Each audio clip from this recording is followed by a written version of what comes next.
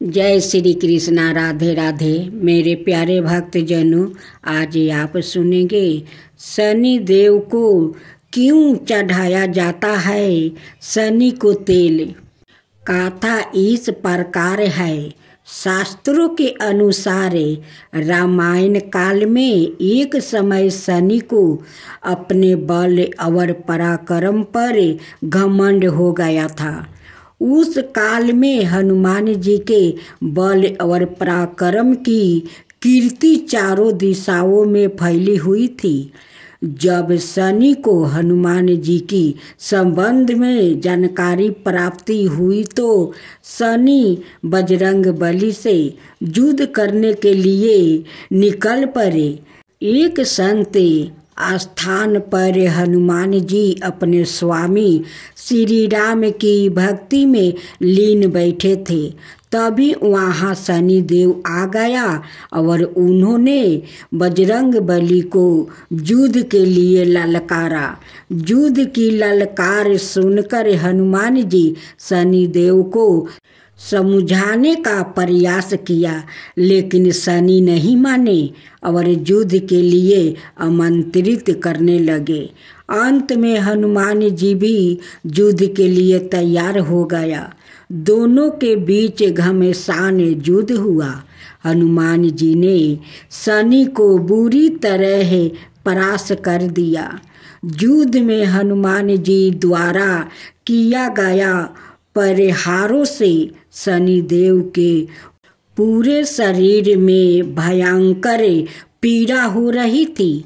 इसी पीड़ा को दूर करने के लिए हनुमान जी ने शनि को तेल दिया।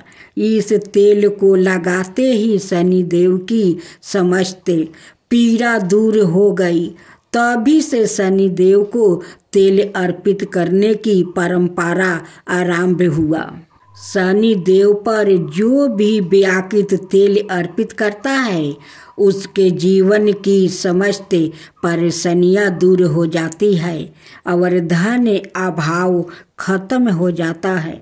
जबकि एक अन्य कथा के अनुसार जब भगवान की सेना ने सागर सेतु बांध लिया तब राक्षस इसे हानि ना पहुंचा सके, इसके लिए पवन सुत हनुमान को उसकी देखभाल की जिम्मेदारी सौंपी गई।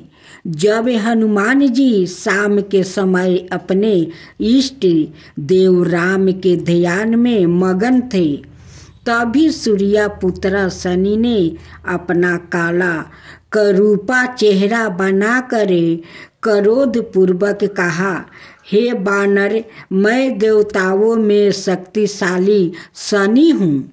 सुना है तुम बहुत बलशाली हो। आंखें खोलो और मेरे साथ युद्ध करो। मैं तुमसे युद्ध करना चाहता हूँ। इस पर हनुमान ने विनम्रता पूर्वक कहा, इस समय मैं अपने प्रभु को याद कर रहा हूँ। आप मेरी पूजा में विघ्न मत डालिए। आप मेरे आदरणीय हैं। कृपा करके आप यहाँ से चले जाए। जब शनि देव लड़ने पर उतर आया तो हनुमान जी ने अपनी पूंछ में लपेटना शुरू कर दिया। फिर उन्हें कसना आरंभ कर दिया। जोर लगाने पर भी शनि उस बंधन से मुक्त ना होकर पीड़ा से व्याकुल होने लगा। हनुमान ने फिर सेतु की परिक्रमा कर शनि के घमंड को तोड़ने के लिए पत्थरों पर पोंछ को झटका दे देकर पटकना शुरू कर दिया। इससे शनि का शरीर लहूलुहान हो गया, जिससे उनकी पीड़ा बढ़ती गई। तब शनि देव ने हनुमान जी से प्रार्थना की कि मुझे बंधन से मुक्त कर दीजिए। मैं अपने अपराध की सजा पा चुका हूँ, फिर मुझसे ऐसी गलती नहीं होगी।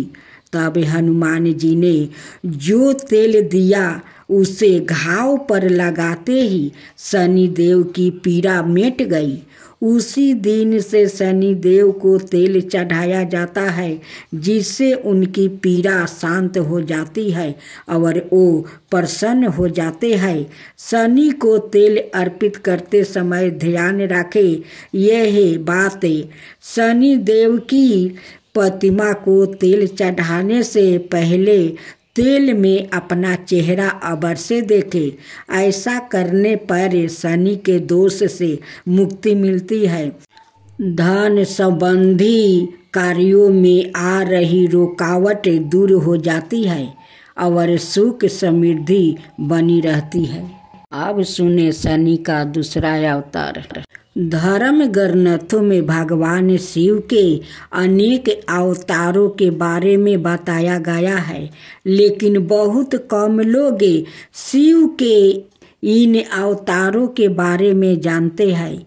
इन्हीं अवतार में एक ऐसा अवतार है जिन्होंने शनि देव पर भी प्रहार किया था, जिसके कारण शनि देव की गति मंद हो गई थी। पुराणों के अनुसार भगवान शंकर ने अपने परम भक्त दधीचि मुनि के यहाँ पुत्र रूप में जन्म लिया। भगवान ब्रह्म ने इनका नाम पिप्पलद रख दिया। जन्म लेने के बाद ही इनके पिता की मृत्यु हो गई। बड़े होने पर पिप्पलद को अपने पिता की मृत्यु का कारण शनिदेव की क्रूर दृष्टि के बारे में पता चला। तब उन्होंने क्रोधित होकर शनिदेव के ऊपर ब्रह्मदंड का प्रहार किया। शनिदेव ब्रह्मदंड का प्रहार नहीं सह सकते, इसलिए वो इसे डर कर भागने लगा। तीनों लोकों की परिक्रमा करने के बाद भी ब्रह्मदंड ने शनिदेव का पीछा नहीं छोड़ा और उनके पैर पर आकर लग गया। इससे शनिदेव के दोनों पैर टूट गया। शनिदेव दुखी होकर भगवान शिव को पुकारने लगा। भगवान शिव ने आकर पिप्पलद का क्रोध शांत किया और शनि की रक्षा की। इस दिन से ही शनि पिप्पलद से भय खाने लगा। पिप्पलद का जन्म पीपल के वृक्ष के नीचे हुआ था और पीपल के पत्तों को खाकर उन्होंने तप किया था। इसलिए ही पीपल की पूजा करने से शनि का अशुभ प्रारंभ दूर हो जाता है।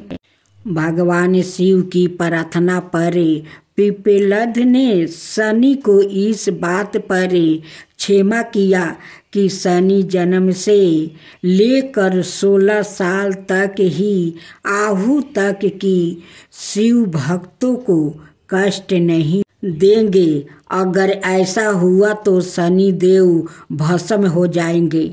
अब सुने यमराज की कथा। एक महिला को यमराज मिले, लेकिन वो उन्हें पहचान नहीं सकी।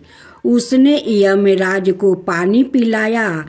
इसके बाद यमराज ने महिला से कहा कि मैं तुम्हारे प्राण लेने आया हूँ, लेकिन तुमने मुझे पानी पीने के लिए दिया है, इस कारण मैं तुमसे खुश हूँ।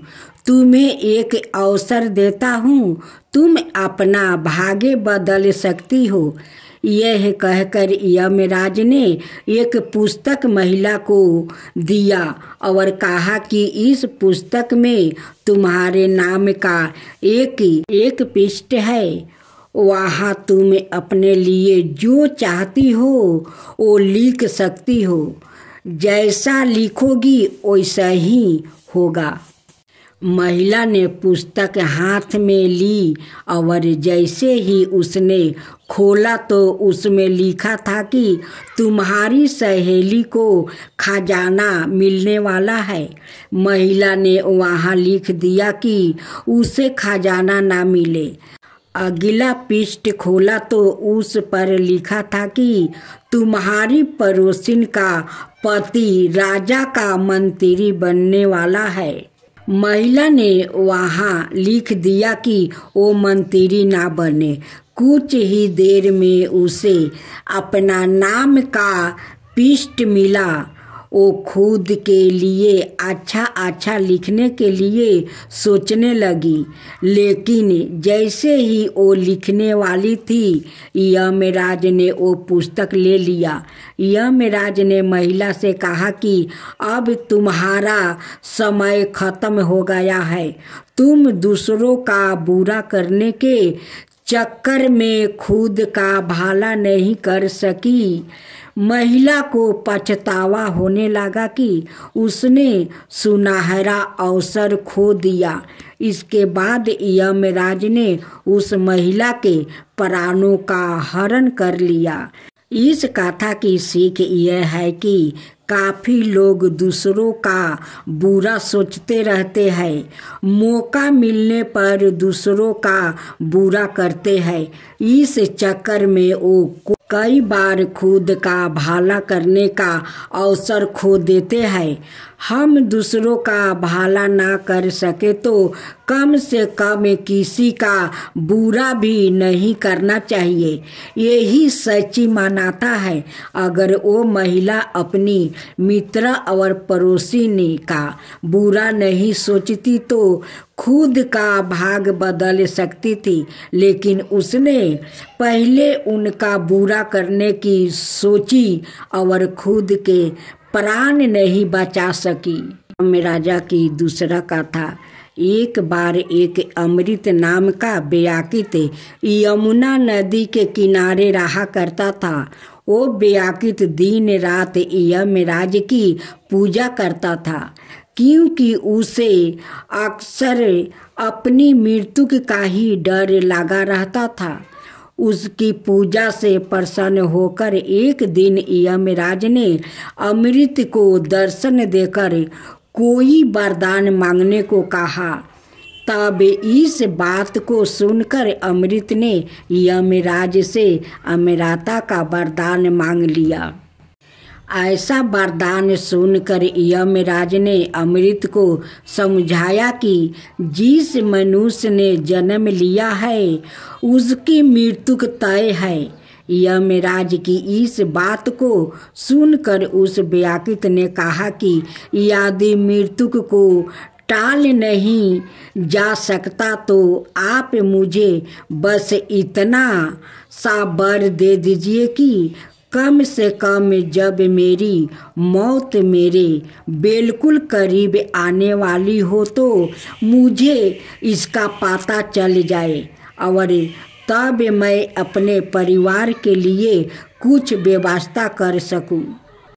ऐसा सुनकर यमराज ने अमृत को उसकी मृत्यु की पूर्व सूचना देने का वर दे दिया। इसके बदले में यम ने अमृत से भी एक वादा मांगा कि जैसे ही उसे अपनी मृत्यु का संकेत मिले वो इस दुनिया से विदा लेने की तैयारी करना शुरू कर दे। इतना कहने के बाद यम देवता अदृश्य हो गया। ऐसे ही कई बरस निकलते गया और अमृत ने यमराज द्वारा दिया वर से आश्वासित होकर अब सारी पूजा पाठ छोड़कर विलासित पूर्ण जीवन जीना शुरू कर दिया। वरदान प्राप्ति होने के कारण अमृत को अब अपनी मौत की चिंता नहीं होती थी। समय के साथ धीरे धीरे अमृत के बाल सफ़ेद हो गया। फिर और साल बीतने पर उसके सारे दांत टूट गया। तत्पश्चात उसकी दृष्टि भी कमज़ोर हो गई, लेकिन फिर भी अमृत को अभी तक यमराज का कोई संकेत नहीं मिला। कुछ बरस और निकलने के बाद वो बिस्तर से उठ पाने में भी असमर्थ हो गया अब वो कोई काम नहीं कर पा रहा था, लेकिन फिर भी उसने मन में अभी तक यमराज द्वारा मौत का कोई संकेत ना भेजने के लिए धन्यवाद दिया। परंतु एक दिन वो आश्चर्यचकित रह गया जब उसने यमदूत को अपने पास आते देखा। यमदूत आया और अमृत को यमराज के पास ले गया। तब वहाँ पहुंचकर अमृत ने यमदेव से कहा कि आपने तो मुझे वर दिया था कि आप मुझे मेरी मौत से पहले संकेत देंगे, परंतु मुझे तो कोई भी संकेत नहीं मिला। अमृत की बात सुनकर यमराज ने कहा कि मैंने तो तुम्हें 4 संकेत भेजे थे, लेकिन तुम ही अपनी विलासितापूर्ण जीवन शैली के कारण उन संकेतों को समझ नहीं पाया। यमराज ने अमृत को बताया कि मेरा पहला संकेत था जब तुम्हारे बाल सफ़ेद हो गया था। दूसरा संकेत मैंने भेजा वो था जब तुम्हारे सारे दांत टूटने लगा। इसके बाद तुम्हारी दृष्टि चली जाना मेरा तुम्हें दिया गया तीसरा संकेत था। और मेरा चौथा इशारा था जब तुम्हारे शरीर के अंगों ने काम करना बंद कर दिया, लेकिन तुम ही इन सभी मृत्यु के पूर्व मिलने वाले अनलेटों को समझ नहीं पाया। आप सुने श्री शनि चालीसा। जय गणेश गिरिजा सुवन मंगल कारण कृपाला, दीनन के दुख दूर करियो कि जो नाथ निहाला। जय जय श्री शनिदेव प्रभु सुनहु विनय महाराज, करहु कृपा हे रवि तनहि रखहु जन की लाज। जयति शनिदेव दयाला, करत सदा भक्तन प्रतिपाला। चारि भुजा तनु सलामि विराजो, माथे रतन मुकुट छवि साजो। परम विशाल मनोहर भाला, टेढ़ी दृष्टि मुकुटि विकिराला। कुंडल सरवर चम चम चमके, हीरे माला मुक्तन मणि दमके। करने गादा त्रिशूल ठकुरा, पर बीच करो हरहि संहारा। पिंग कृष्ण छाया नंदन, यमिक नस्ति रुद्र दुख भंजने। सोरी मगे शनि दासा नामा, भानु पुत्र पूजहि सब कामा। जा पर प्रभु प्रसन्न हो जाई, रखहु रावण करो छन माही। पर्वत उत्तीर्ण होई निहारते, तिरहु को पर्वत करी डारते। राज मिलत बने राम ही दिन हो, के कई की माती हारी न हो। बनहु में मृगा कपट दिखाई, मातु जानकी गई चुराई। लखनऊ सकृति विकार करी डाला, मचिंग दल में हाहाकारा। रावण की गति मति बुराई, रामचंद्र सो बैर बढ़ाई। दियो कीटी करी कंचने लंका, बज बजरंगी वीर की डंका। निपी विक्रम पर तू ही पंगु धारा, चित्र मौरी निगिल गौहारा हारनौला खालायो चोरी हाथ पैर दियो कटवाई भारी दशा निकृष्ट देखायो तेलही घर में केलु चलवायो बिनय रंग दीपक महकी न हो तबे पसन पर बुहा सुख दिन हो हरिचंदन नीपी नारी बिकानी अपहु भरो ढूंढ घर पानी तने नल परी दास सियानी भीगी बिन कूद गई पानी सिर संकराही गयो जब